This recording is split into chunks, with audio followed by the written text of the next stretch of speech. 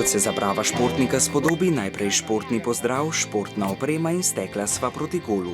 Prepričan sem, da je najbolj priljubljen šport nogomet, saj je tudi začel in končal vojne. Za nogomet me je navdušil oče, malo pa tudi prijatelji iz vrtca. Slovenski državni nogometni prvaki so to sezono postali nogometaši kluba Maribor.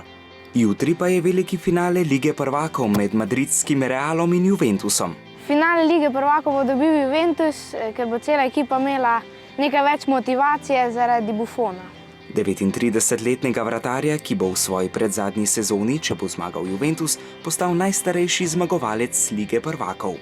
Svoje cilje ima tudi 11-letnik. Moji osebni nogometni cilji niso preveč veliki, saj nogomet igram predvsem za rekreacijo, če pa bom dobil priložnost, jo pa seveda izkoristil.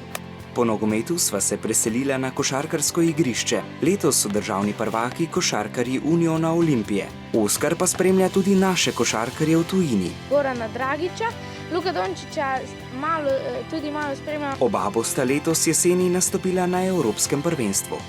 Mislim, da bo to zelo dobra naveza, nekaj bi moglo res iti hudo narobe, če se ne bi uvrstili vsaj v polfinale.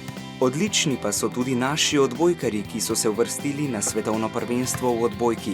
Za konec pa še Oskarjev nasvet za infodromovce.